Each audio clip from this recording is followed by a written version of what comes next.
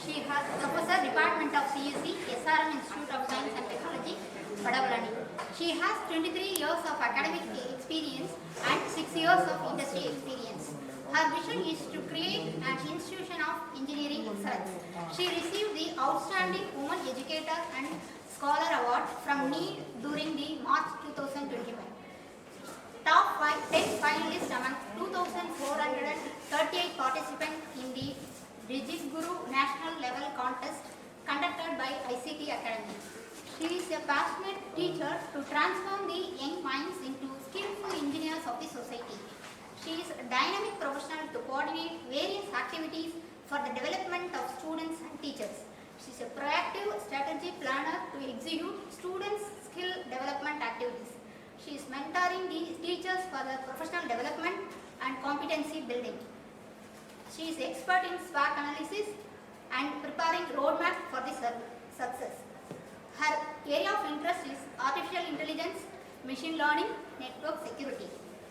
She is current role as she is working as a professor and head of the department for Infosys Campus Connect, practice portal coordinator for the college, activity-based learning coordinator, head IT-enabled services institution domain coordinator. She attended more than 50 FDP conducted by reputed institutions, attended 15 national level seminars and workshops, completed 14 certification courses offered by Google and IBM, etc. She organized 25 faculty development activities including FDP, workshop and conferences. She has published 27 research public papers in international journals and 2 Indian patents. She is a member of ACM, ISTE, CSI and IAE Engineering, IACSIT. We welcome ma'am. Now I request Professor Dr. P. Chitra ma'am to take over the session. Thanks for this elaborate introduction. Good afternoon to all faculty. I am really thankful to the management of EdTech, Multitech, Dr. Rangarajan, Dr. Shakuntala Engineering College and the coordinator Dr. Subhashini for giving me the opportunity to deliver one lecture here in this Atal FDP. I am really happy to be part of it. And this predictive analysis of disease using AI is the topic of the session. And first, my idea is let us explore the various avenues where exactly this AI is applicable now and how this AI is revolutionizing the healthcare domain. Then I will discuss about deep learning model. That's my idea. Deep learning, how that works, and we'll try to do some hands-on in deep learning. Deep learning, the LSTM. Okay. So that's the agenda for this. And here, as we all know, this is actually the AI roadmap.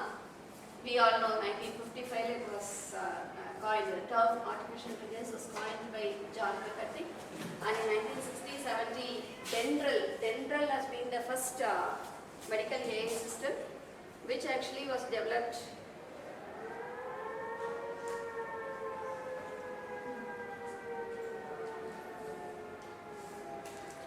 for medical diagnosis. Then in the year 1980-1990, AI system in healthcare was designed to accommodate absence of perfect data. This is for data processing. Then 10 to 19, NLP and other techniques have been brought into this healthcare domain. Then 19 onwards, all this personalized healthcare and other area have been focused on. And here now we are in this 2019 plus that era. We are now in that era. And this is AI in healthcare. So this AI can be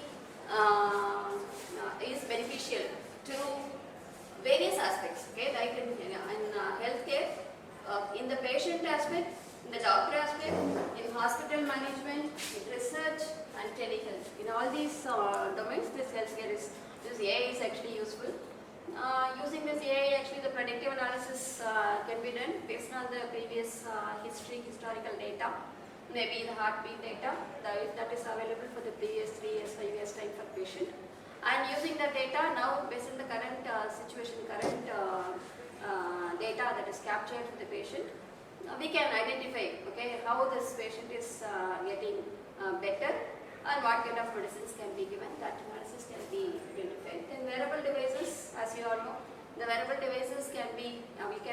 some sensors to the patient, and that keeps monitoring, that keeps capturing the data, and as and when some unusual behavior is observed, unusual data is observed, that time immediately the AI system will intervene and do the necessary actions which is actually programmed for. Then personalize the genetics, again personalizing this genetic behavior. Then mental health and the other things, women health, skin, the other health, all these area, again AI is playing vital role. AI is actually revolutionizing each and every aspect of human life today. Okay, right from getting up in the morning and we place order for various things through your various applications. There comes your recommendation system, there comes your other systems, whichever is actually in all the places. We see the presence of AI, so definitely we'll have to be with the AI only. So here in the drug discovery, again you can combine different, you can go with different composition, you can check how this new drugs can be discovered, then information on clinical trials, then genetic research, hospital management, medical imaging, data analytics, in all these areas actually this AI is being applied. Now we'll see few use cases where exactly this AI is applied. So here first one is early detection, as I mentioned earlier, based on the history, we can identify the disease well in advance so that the medication can be started well in advance based on the history. Right? Suppose the patient is monitored, maybe for the heart rate or the other things. Suppose if some unusual trend is seen, accordingly the AI system will definitely take over, will intervene and will recommend for further medication. Then here this is some medical chatbot that can offer relevant high quality information reassurances. Actually, take one hospital scenario and where exactly we may be having thousands of patients visiting. Like Apollo, okay, there we have hundreds of thousands of patients visiting, and out of these patients, almost all the patients will be asking for some information which are very common information. Okay, so in that kind of situation, when a human being is actually deployed to serve for this kind of services, they may be interacting with the patient in the morning with a full enthusiasm. But as the time goes on, by the lunchtime, towards the end of the day, the people will become tired, and their responses the quality of the response will go down. The people will not respond properly, or the people will not respond correctly. People may deny even actually providing the services. In the evening, if you approach the people there, the face they show, that itself will actually be hurting us. Okay, so in those scenario, actually your AI system is very much useful. Actually, this is being tried in many hospitals. Now we also have submitted a proposal for Tamil Nadu Government Hospital. So this is one such case. This is AI for diabetic retinopathy screening in Africa, diabetic retinopathy processing. And here this is medical imaging. You take the images, and here the images are processed here. You can observe the trend. Suppose if some tumor is identified and how the tumor is developing over a period of time. That we can analyze. Okay, so this is actually using medical imaging, how this AI can be used for diagnosing various medical service, or the doctors or the physicians are not available in some specific area. There you can go for consultation through online mode, and this is useful for making decisions there in time. People may not have to travel all the way to this place, so that they can be served with the required information, with the required recommendation, with the required additional information, how to improve upon, how to handle the current situation. That is very important. Okay, before even the people reach the hospital for treatment, they can be given the medical first aid care, they can be recommended. Based on that, they can settle down and they can come to the hospital. So this is again treatment design. Treatment design is actually personalized designing. The same kind of medication, same kind of treatment will not be suitable for all the person. So according to their health condition, according to their age and gender and other things, their own physical parameters. Okay, based on that, treatment need to be designed, and that is actually customized medication, customized healthcare. That is again is possible with the presence of AI. This is actually end of life care, very important actually research area today. Secondly, the human lifetime, the overall lifetime of the human being is actually extending. The earlier years before, actually 3-4 decades ago, the actual average human life was around 60-65 like that. Now it is actually extending to 70-75-80 like that. Okay, so towards their age, okay, as they age, maybe around 65-70 above. Okay, that time and all the people will not be actually having sufficient support, may not be having even the family members to have interaction kind of thing. So that time the people will get demotivated and they feel the loneliness that may again affect their health. And in that case, where we can deploy some AI chatbot kind of thing, which will be useful for the people to interact, may even actually help the senior citizens in medication. Okay, that will remind the people for medication in the morning. These are the tablets you have to take, whether you have taken or not. That kind of interaction can happen, and that will again, instead of having people around, they'll be having chatbots around. That's it. Okay, so then this is very important role of AI and training. When the people and the medical students, okay, when they are learning, that time actually they will not be able to, they cannot be exposed to all possible health conditions, all possible scenarios. So in that case, we can have some simulated AI-based system which will be helpful for the people to better understand. They can explore various possibilities, the casualties that can happen in the medical field. Accordingly, they have to be trained upon. Okay. So is it clear? So these are the various use cases. A lot of things in almost all the area. AI is revolutionizing in all disease prediction, everything and all it is working on. And here the next condition, public health surveillance system. Here this information resource from various information data source points. That is automated healthcare data, laboratory immunization with various places, related places where from data is collected. And the data is reviewed here, and that can even be posted for public for creating awareness. Then this is notifying the contributors and aggregate the data, which will actually help even the public to get to know about the trend of various disease, and accordingly they can plan for the predictive medications. Fine. So here this is acceptance rate of AI in healthcare. 54, this is actually published data. Around 54% of people are willing and 38% of people are unwilling. Unwilling, like one scenario which was actually shown in the Indran movie. Okay, there that AI bot was actually behaving in a different way. So here neither willing nor willing. So again, this is above 50, so people are towards it. They have started accepting. Right, so here this next one is artificial universal health coverage. Health coverage is SDG goal. In all the SDG goals, actually AI is contributing. Here we have one specific SDG goal 3, and here this is for healthcare. Earlier it is mentioned AI applications of potential. Okay, in this AI, so AI is there in contributing for all the SDG goals, and here this is specific to goal 3. Percentage is any particular domain or overall? Overall, how people. This is what you are asking. Yes. Overall, how people have started accepting the presence of AI. It's a preliminary stage or earlier stage? This is actually published in references by PwC. PwC.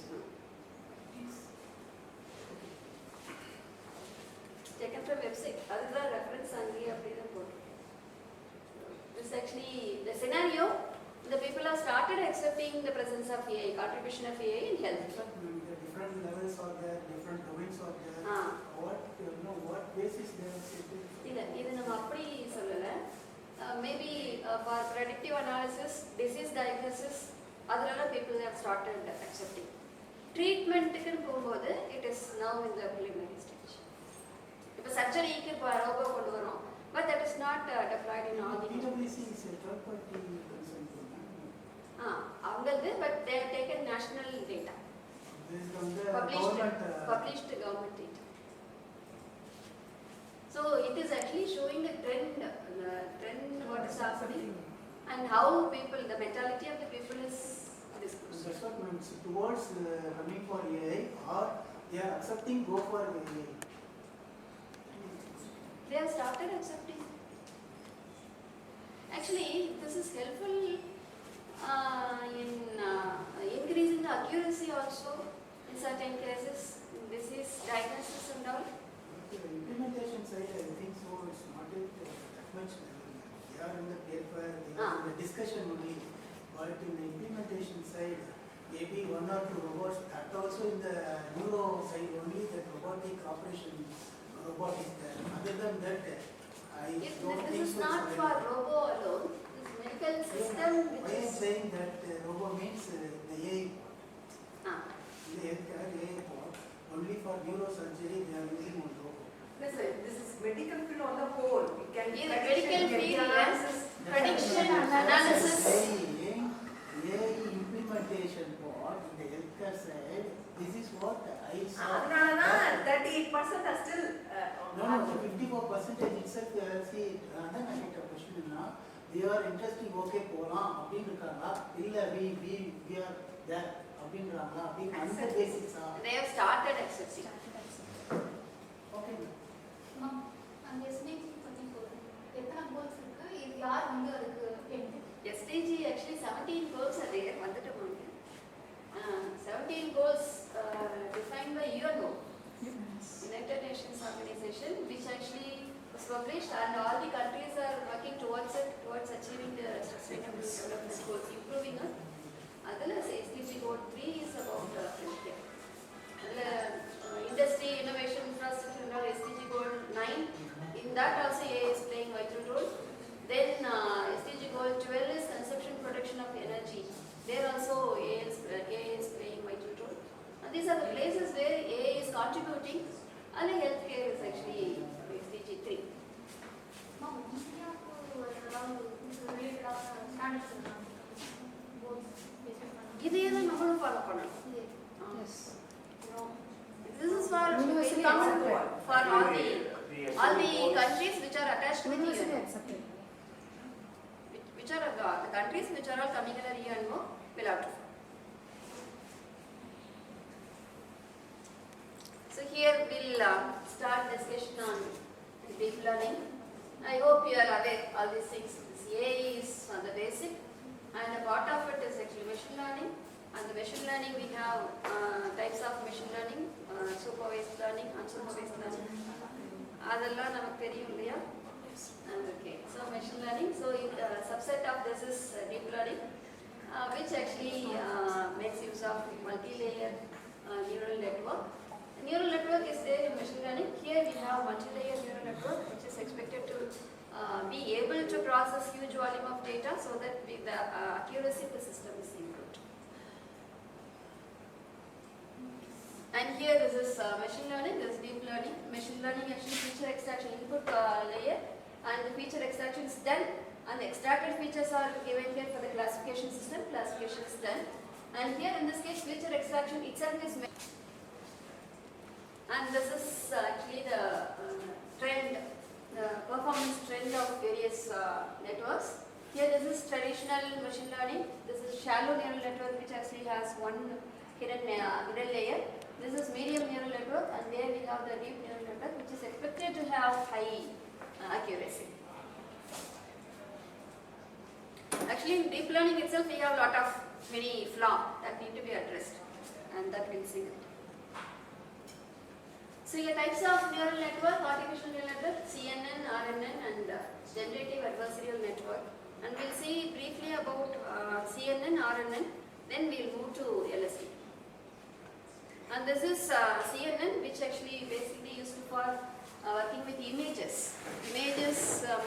and video. Video again is converted into frames or images, and on the frames the CNN is applied. And here in the CNN we have multiple layers. Say input layer, convolution plus ReLU. We can have multiple layers here. After convolution, pooling is done. And here this is convolution is filtering an image specific matrices, maybe of 3 by 3 size, 5 by 5 size, 8 by 8 size, 8 by 8. matrix is taken and this is one matrix. Okay, one matrix is taken, convolution is applied on it and then pooling is done. Okay, so convolution is actually filtering this one and here we apply ReLU, rectified linear element. This is to increase the level, okay, increase the non-linearity of images. Non-linearity of images is actually, take for example the grayscale images. In grayscale images, you can have n number of grayscale components. Okay, but here when you reduce, when you make this non-linearity, when you increase the non-linearity of images, suppose if you fix a threshold, all the pixels above this grayscale will be converted into black, and all these things lying below this will be converted into definitely white. So that will be non-linearity will be less, so that you will be able to identify the boundary of the objects very easily. Then this is for pooling. Pooling again, this reduces the number of parameters. Max pooling and average pooling are the commonly used pooling methods. Here this matrix of elements are taken, and instead of having individual maybe different values, all these 3 by 3 matrix values will be made as a single component. Okay, the maximum that maximum value will be chosen, and in all the places its maximum pixel value will be fixed. Okay, so this is an image, and there you have matrices, and in that matrix convolution can be supplied, and pooling is, instead of having different values here, all these values will be converted into a single value. So this is CNN. CNN is basically used in 2D, 3D images as well as video. The very many trained models are available. YOLO V7, YOLO V8, other trained models are available. You give different input, you give different query, you will get the output. Some students have a project YOLO 5, other use பண்ணுறாங்க. V7, V8. Then this is RNN. RNN, why we go for RNN is recurrent neural network. We will take this example. Consider this one. Here, what is for the dinner? A person is there. The person has to decide for the kind of dish he is going to have for the dinner. And here, this is one scenario. Sunday, he is taking Japanese food. Monday, Chinese food. Tuesday, Thai food. Wednesday, Indian food. Then again, Thursday, Japanese. Friday, Chinese. Saturday, Thai food. So now, actually, in any neural network, we give one x and we get y. X is independent variable, y is a dependent variable, y is computed based on the x values. And here, which is x, which is y?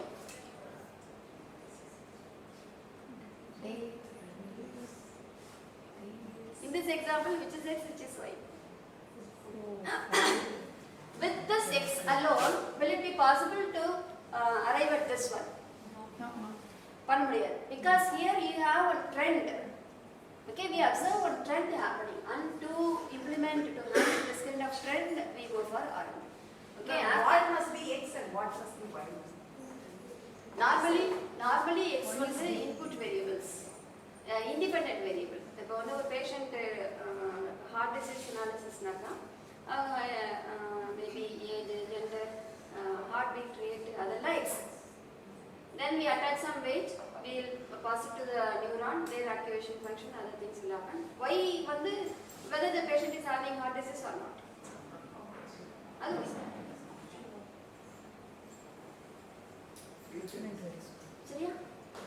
So here, this is with Thai food he is having on Tuesday. Again, after 4 days, he is having it on Saturday. After 4 days, he is having it on Wednesday. So there is a trend.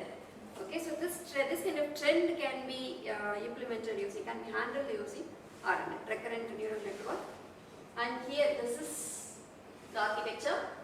There we have input layer, hidden layer, output layer, and feedback from the output layer. A component from the output layer is given to the input layer. So here, actually, after reaching the 4th day, a feedback is in. This is a dish he has taken yesterday, and based on that, today's dish is decided. And based on today's dish, the tomorrow's dish will be decided. Okay? And when you unroll it, you'll be getting one architecture. This is for H0, H1, H2 for different iterations. Okay? So you roll it out. That is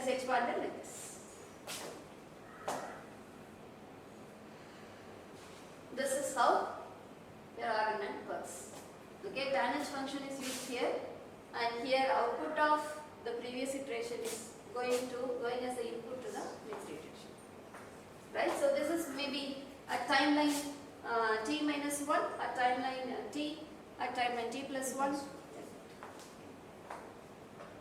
So the output of this one is going to the is taken as part of the input. Okay, apart from this is input. Okay, this is here you have the input received from the previous iteration. This is here new input for the cell. Okay, so this is a new input coming from the previous cell. So this is about RNN. Now can you see the scenario, the recurrent neural network, how this works? So this is here new input for the particular iteration. There the data taken from the previous iteration, that is previous dish. This is today is Tuesday. Okay, and there it decides on what is to be taken. Okay, so here this is one more representation, that's it. Okay, at time t minus 1, some value is computed. At time x, okay, here this is your new input and this is added here, and you apply the function, you get your output.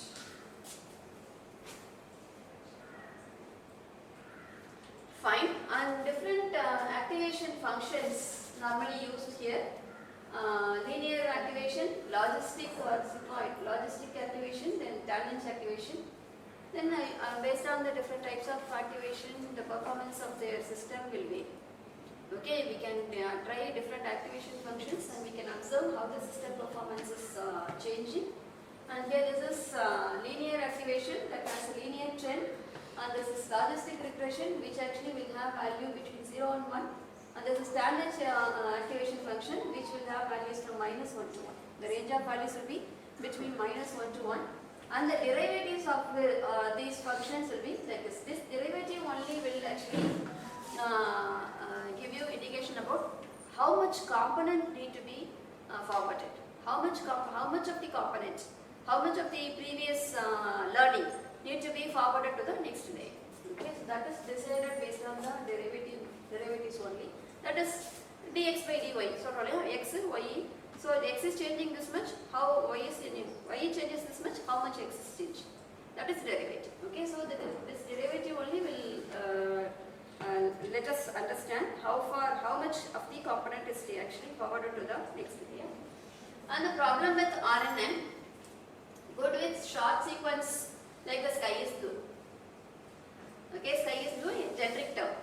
Okay, but there is a scenario, 10th day of wildfire. Fire has happened. Okay, wildfire has happened in San Francisco Bay Area. At that time, in that scenario, the same sentence, the sky is blue. Will that be correct?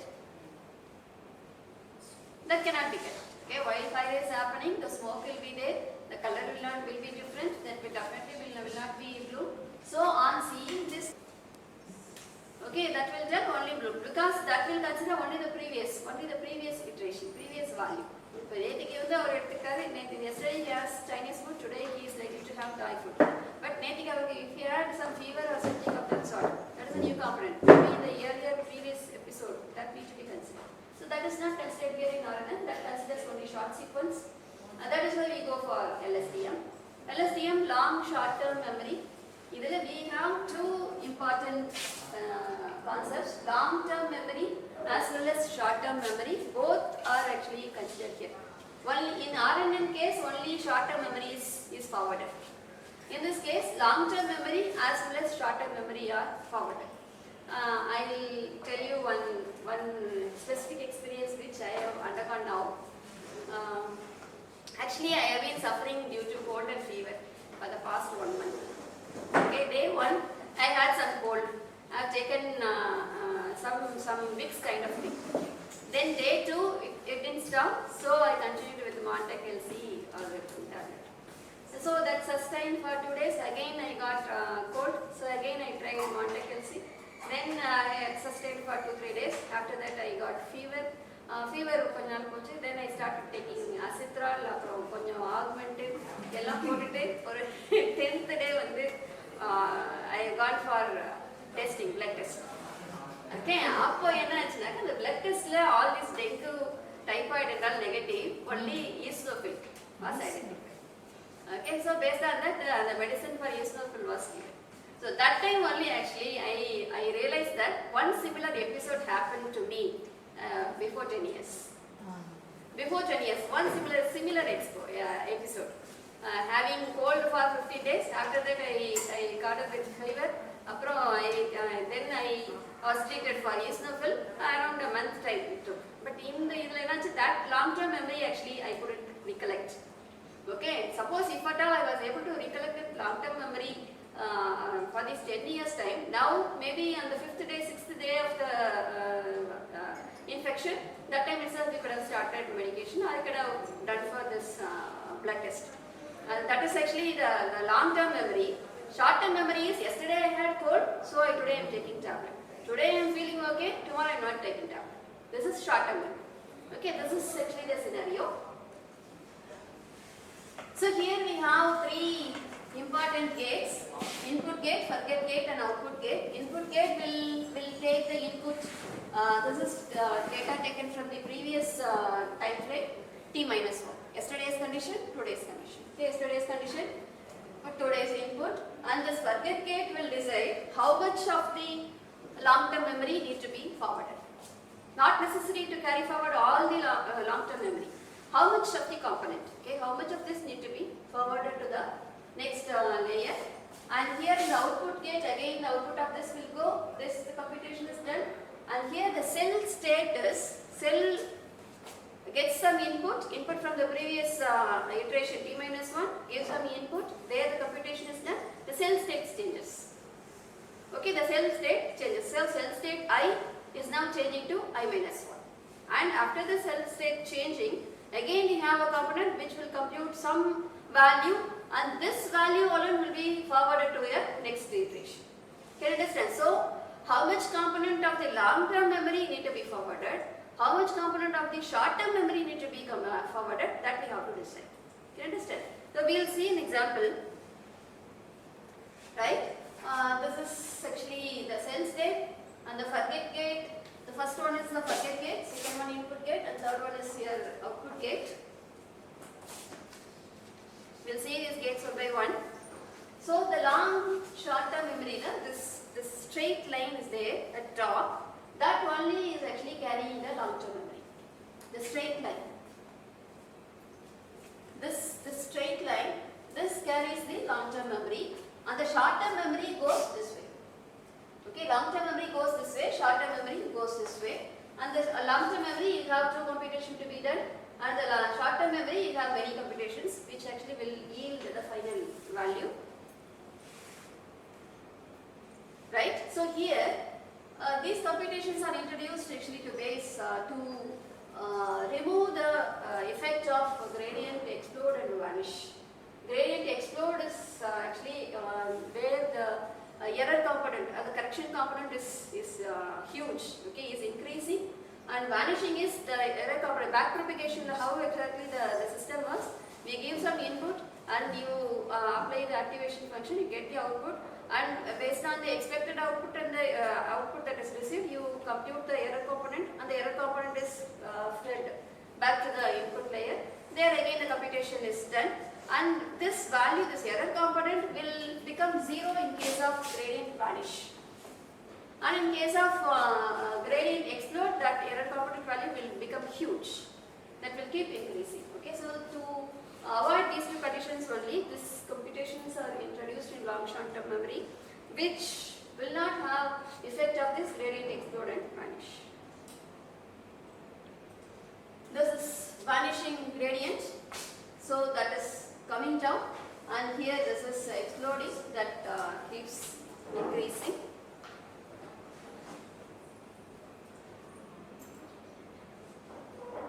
This is forget gate.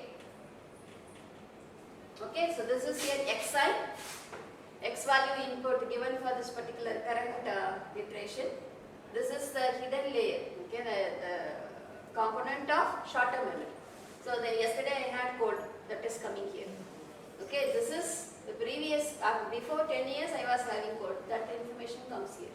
Okay, today maybe I am little okay kind of thing. Okay, that input goes here and the computation is done.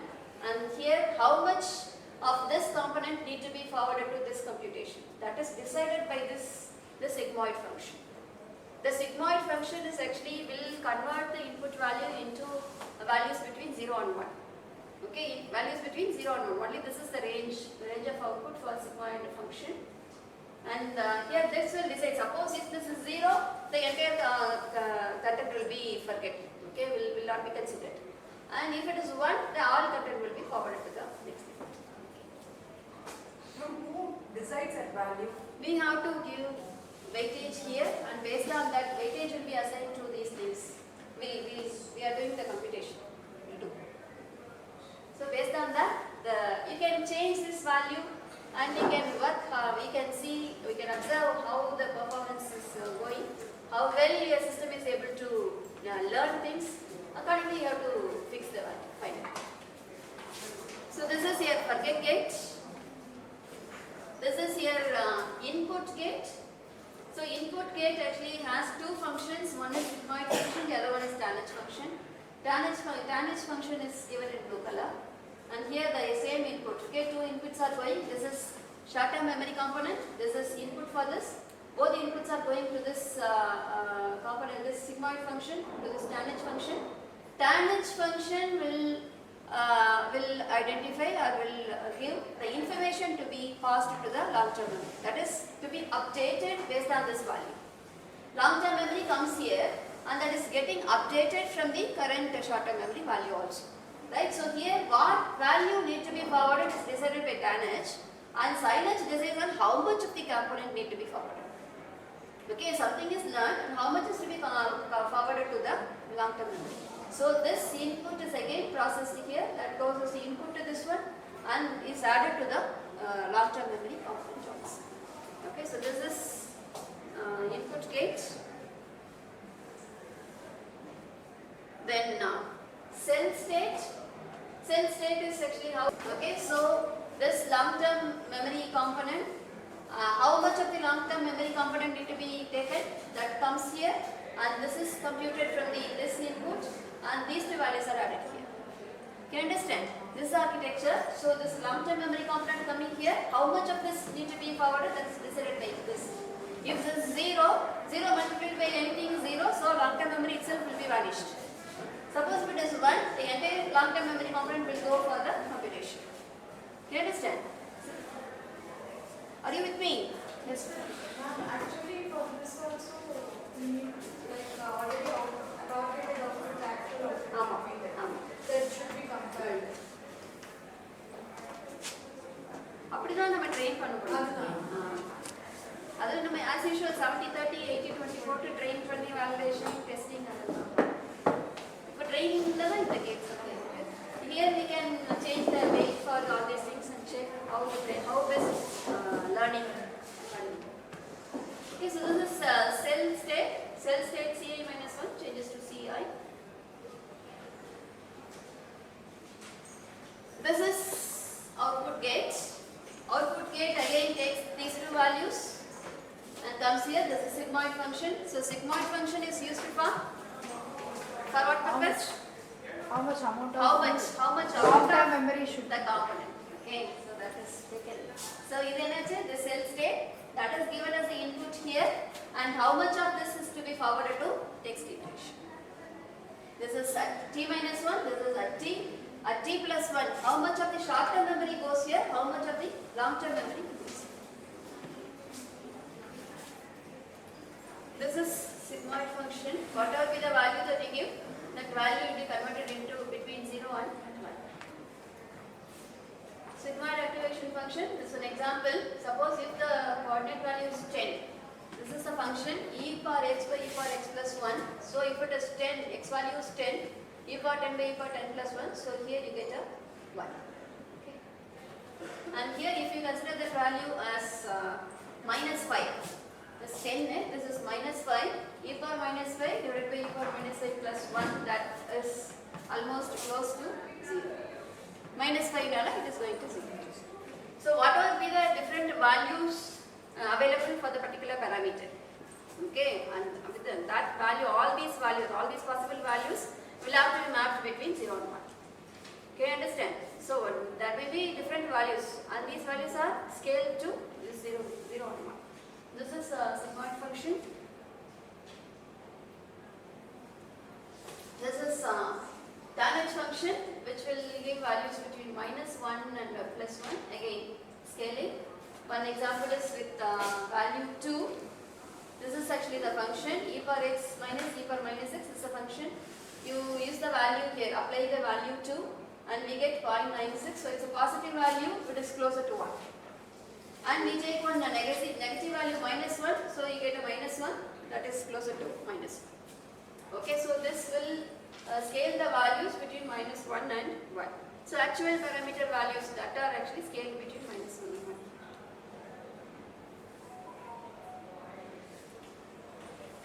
We'll start with one small example. This is an example. Long-term memory component is considered as 2. This is YouTube YouTube and the link put in. 2 is the long-term memory and the short-term memory 1. These two things are received from the previous iteration 3 minus 1. Okay, now in the input layer, here you have the input. Input is 1 is given here, and for this forget gate. Okay, forget gate, you have this value going and this value going. You attach one weight to this thing, and that value is forwarded to. Here again one weight will be there, that is forwarded to the sigmoid function. Okay. There are different values assigned. This is how the computation. 1 is your short-term memory, this 1 is your input. So 1 into 2.70. Okay, and this 1 into 1.63. Random value fixed, you can try some value. Okay, so 1.63 plus this is the weight. Okay, 1.62 equal to 5.95. That is actually 5.95. That is applied to the sigmoid function. E power 5.95, e power 5.95 plus 1. That yields 0.997, which is closer to 1. That means the entire long-term memory you are going to forward. சரியா? Ma'am, that weight, if suppose if it is very less, the value will be varying. Mean? That random, it is a random value what we are multiplying with the input. If suppose that Instead of 1.63 and 2.70, if we have different value. negative value if you give, it will not be forwarded long term. So how that system will find out how that random value which will be, it will be done for all the iteration, and it We have to check decide the different- random value. we have to check with different values. We have to observe for different values, then only we can fix the weight. You can try a positive plus 1.962, no? Before sigmoid. 1.962. 1.62, yes, yes. 1.62. Yes, that already being in a positive. If I append send it to sigmoid, it is going to be positive. Why should we have that sigmoid? We can have some other value, maybe negative value. So I want based on my data set, I see that this much information from this input need to be forwarded. That I decide. Today I have cold, and the cold component is very significant. So in that case, I can fix this value. That's what, ma'am. Anyway, that is going to be positive only. Ah. If you apply the sigmoid, The treatment, for this treatment, having cold and fever that day is very significant. So I give this. Today I don't have anything, so in that case we can have different value. that's what, ma'am. Anyway, either positive or negative.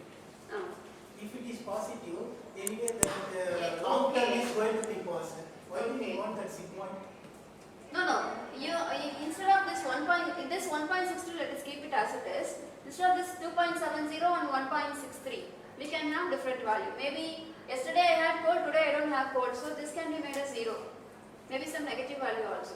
Today I am having fever, so I can make this as 1. See to that. If we give 100 records only, we will be getting output like this. Okay, training and testing. Okay, stock price predicted and added. But if we keep the efforts as 5, we will not get the same graph. We will get a different graph. So I am making this as 5 here. You can even check with different values, set some different values for the batch size, and drop out instead of 0.2, you can try with 0.3, 0.4. drop out அதெல்லாம் போட்டு பார்த்தோம்னாக்கா we can observe how the performance changes. So epochs 5 கொடுத்துருக்கேன்.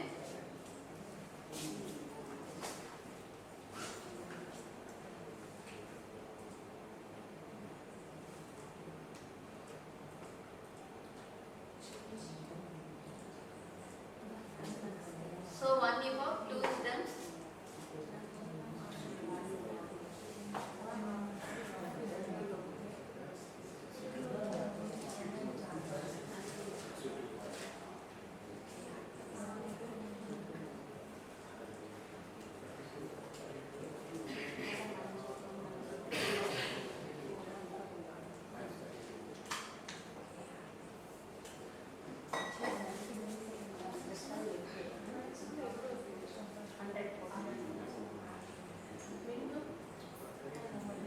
Loss is almost equal, 28,258. Initially it is 0.0258, then it is reduced to 0.0028, 25, 24, 22. So 5 epochs completed.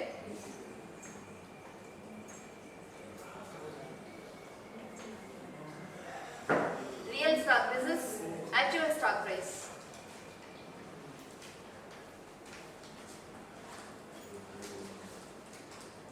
Rather we are getting a different. You can try with 20 potal change agada potu paakalam. So you just try this. We'll have one more with milk production.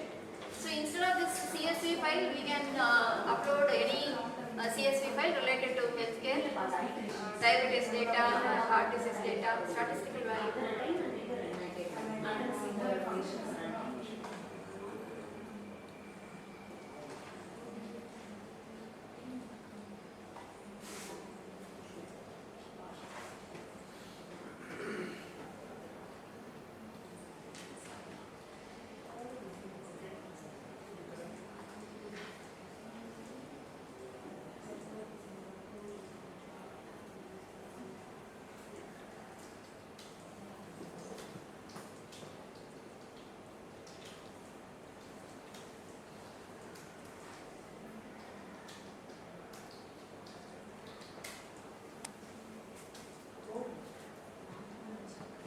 NumPy code.